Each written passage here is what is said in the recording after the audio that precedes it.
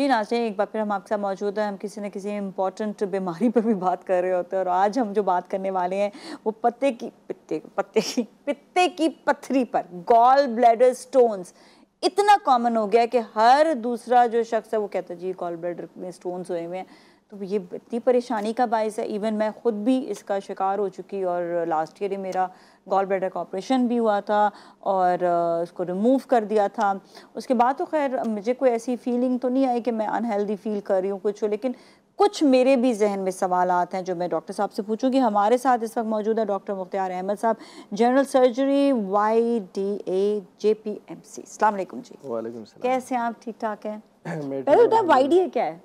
YDA जो है ना, ये यंग डॉक्टर एसोसिएशन एक जो है वो हमारी तंजीम है। ये जो है जिना से रिलेटेड नहीं, ये ओवरऑल पाकिस्तान में ओवरऑल पाकिस्तान हम YDA JPMC से हैं और मेरा ताल्लुक जो है वो डेमोक्रेट पैनल से है। इसमें एक दूसरा पैनल भी है, वो शाह लतीफ़ पैनल है। इसी तरह ये ओवरऑल पाकिस्तान में है, जो कि यंग डॉक्टर एसोसिएशन के जो भी इश्यूज होते हैं उनको आगे फॉरवर्ड करते हैं और इनके मसले सोल्व करते हैं। अच्छा चलिए, तो सही, ये तो पूरा एक अलग सब्जेक्ट है। तो आज हम बात करेंगे ज़रा पित्ते की पत्थरी के हवाले से। अच्छा, इसके अगर हम बात करने जाएं कि क्यों होती है तो इसकी वजूहात क्या क्या होंगी? असल में जो है ना, ये पित्ते की पत्थरी के वजूहात, रिस्क फैक्टर की बात की जाए तो एक तो ये फीमेल में ज़्यादा कॉमन होता है।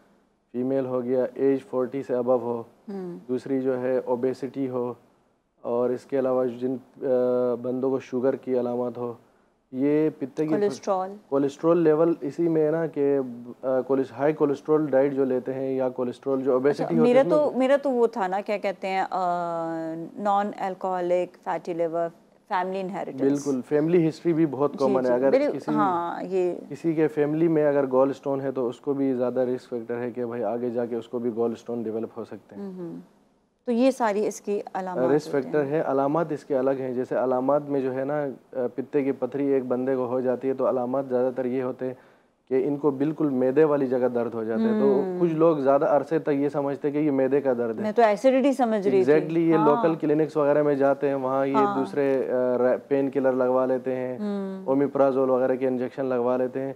जब ये जाके कभी किसी फिजिशियन के पास या सर्जन के पास जाते हैं, वो अल्ट्रासाउंड एडवाइस करते हैं या कुछ खून के टेस्ट, तो उसके बाद इसकी डायग्नोसिस होते हैं। और अलामत में ये होता है कि उल्टी आना या मतली महसूस होना। इसके अलावा जो है ये अपना पेट के जो सीधा साइड है, इसके अपर साइड में यहाँ पे इसका पेन होता है। अच्छा। और कभी कभी ये पेन जो है ना पीछे साइड भी चला जा सकता है, बैक साइड पे भी जाता है। और बैक साइड पे नीचे की तरफ आएगा या ऊपर की तरफ आएगा? ऊपर भी जा सकता है और पीछे भी जा सकता है। मैंने सुना शोल्डर पे भी, राइट शोल्डर की तरफ जाता है। सॉरी, ये वाला राइट वाला, ये वाला शोल्डर की तरफ। हाँ ठीक है।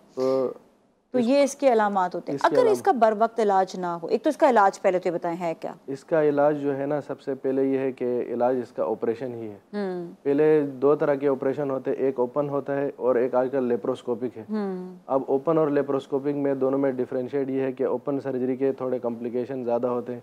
एक तो इन्फेक्शन के चांसेस ज़्यादा हो गए, दूसरा हॉस्पिटल स्टे भी ज़्यादा होगा। अगर लेप्रोस्कोपी की बात की जाए तो 4 छोटे छोटे कैमरे के पोर्ट डलेंगे, उसके ज़रिए होगा और अगले दिन मरीज़ अपने घर आराम से जा सकते हैं। पेन भी कम होगा, इन्फेक्शन रेट भी कम हो जाएगा। जी जी बिल्कुल। अच्छा, अब इसका ये है कि इसका सिर्फ और सिर्फ आपने बताया ये इलाज है। किसी के छोटे स्टोन्स होते हैं, किसी के बड़े स्टोन्स भी होते हैं। मेरी एक आंटी है, उनके बड़े स्टोन्स हैं, वो कहती हैं मैंने नहीं कराना ऑपरेशन, बस ठीक है जैसा है वैसा रहने दे। तो अगर जो नहीं कराते उनको प्रॉब्लम्स क्या क्या हो सकती हैं? अगर ये ऑपरेट नहीं कराएंगे तो उनको आगे जाके कॉम्प्लिकेशंस हो सकते हैं। क्या क्या कॉम्प्लिकेशंस होती हैं? एक तो ये है कि गॉल ब्लैडर का ही इन्फेक्शन होता है जिसे कोलिसिस्टाइटिस कहते हैं। उसमें भी बहुत शदीद दर्द होता है, ये ऊपर ही हिस्से में सीधे साइड के, और इसी तरह ये दर्द पीछे की साइड भी जा सकता है, बुखार के अलामत के साथ भी आ सकता है। क्या गॉल ब्लैडर को क्या हो जाता है, पित्ते को क्या हो जाता है? इन्फ्लेमेशन, सूजस हो जाती है, उसको सूज जाता है। तो ये सही नहीं हो सकती फिर क्या? ये चल जाता है कुछ दिन के लिए, आप उसके लिए दवाई लेंगे तो ठीक हो सकता है, लेकिन हल इसका ऑपरेशन ही है। अगर ये सूजस होने के 3 दिन के अंदर एक बंदा अस्पताल आ जाता है तो उसका ऑपरेशन उसी टाइम हो जाता है और वो अच्छे तरीके से हो जाता है।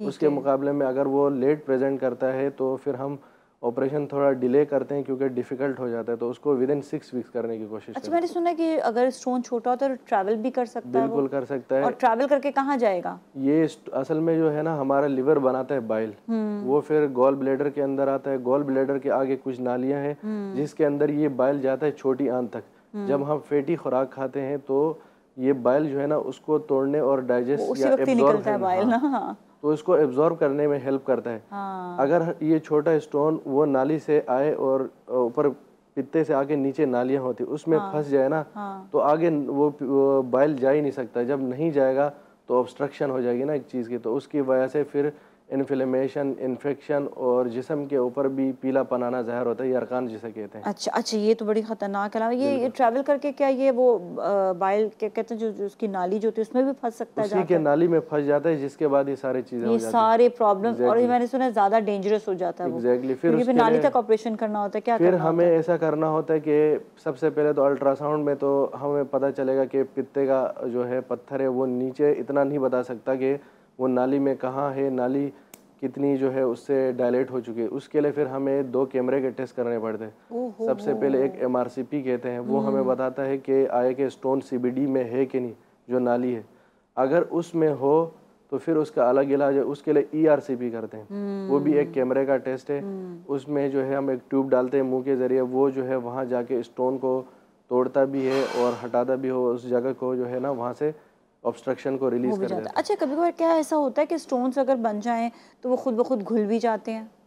नहीं, खुद ब खुद खुलने का तो नहीं है। स्टोन कभी कभी ये है कि जब छोटे स्टोन होते हैं ना, वो वही मैं जो कह रहा था कि वो नाली के जरिए नीचे आ सकते हैं। हाँ। अगर नीचे आ गए तो फिर ये मसला कर देते हैं सारा। ठीक है, तो लेकिन घुलेगा नहीं, स्टोन रहेगा अपनी जगह पे? नहीं, ये भी हो सकता है कि कभी कभी एक बंदा ऑपरेट नहीं कराता तो यही स्टोन की वजह से जो है ना पित्ता फट भी सकता है, जो कि एक जानलेवा होता है। उसको हम क्योंकि जहर फैल जाता है, बिल्कुल, उसको हम पेरिटोनाइटिस कहते हैं। मतलब कह रहे किसी भी सूरत में स्टोन घुलेगा नहीं?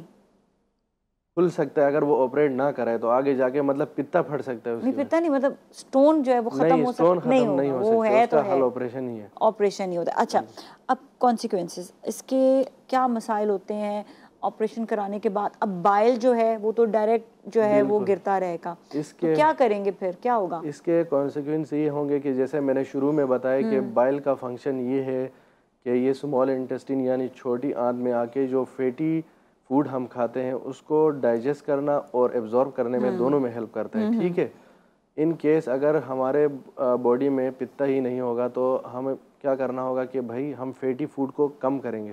अगर फैटी फूड को कम करेंगे तो हमें बाइल की इतनी नीड नहीं होगी कि इसको मतलब तोड़ने में। ठीक है। अब उसकी वजह से क्या होगा कि अगर हम फैटी फूड खा रहे हैं तो ज़्यादातर ये साइन सिम्टम होते हैं कि पेशेंट कहता है मुझे डायरिया हो गया, इनडाइजेशन हो गया, ये साइन सिम्टम के साथ प्रेजेंट। अच्छा, सिर्फ इतना बताइएगा कि जो बाइल जो गिर रहा होता है तो वो कंटिन्यूसली अगर गिरता रहता है तो उसका कोई नुकसान तो नहीं होता? क्योंकि देखें जब गॉल ब्लैडर होता है तो वो अपने टाइम से बाइल को फेंकता है, लेकिन ये है कि अब वो नहीं है तो फिर क्या होगा? उससे यही होगा ना कि डायरिया वगैरह होगा, मेल एब्जॉर्प्शन की तरफ जाएगा, बाकी जो है इतना नहीं। अब हम पेशेंट को ज़्यादातर एडवाइस भी ये करते हैं कि आप जो है फैटी फूड ना खाएं, ज़्यादा मिर्चों वाली चीज़ें ना खाएं, ताकि आपके जो है ना पित्ते वाले जो फंक्शन है वो ख़राब ना हो, क्योंकि पित्ते का ऑलरेडी फंक्शन ख़राब हो चुका है, पित्ता ही हट गया तो वो जो है ना वो चीज़ें उससे कंपनसेट हो जाएंगी अगर वो लेस फैटी फूड। किसी को कॉन्स्टिपेशन हो तो खाना चाहिए उसको ताकि उसको डायरिया हो जाए? नहीं, ऐसे नहीं।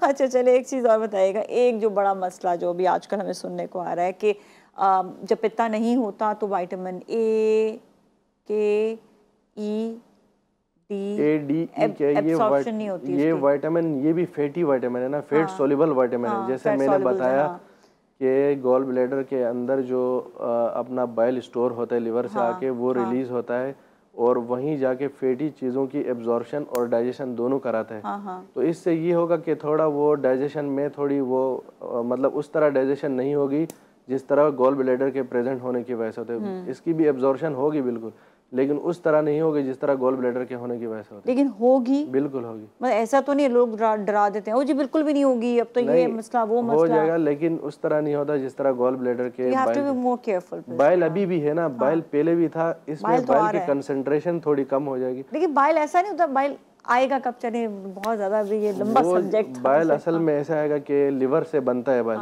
और गॉल ब्लैडर के अंदर ये स्टोर होता है। फिर हम जब भी फैटी फूड खाते हैं तो गॉल ब्लैडर कॉन्ट्रैक्ट करता है और उसी से रिलीज होता है। ठीक है, थैंक यू सो मच। लेकिन ये कि आपका यही कहना है कि गॉल ब्लैडर में अगर स्टोन्स हो जाएं तो प्लीज़ उसका ऑपरेशन ज़रूर करा लें इससे पहले कि वो और ज़्यादा परेशानी का बायस बने। Thank you so much for being. इसके साथ ही नाज़िया मलिक और टीम को दीजिए इजाज़त। अपना बहुत ख्याल रखिएगा। अल्लाह हाफ़िज़। है।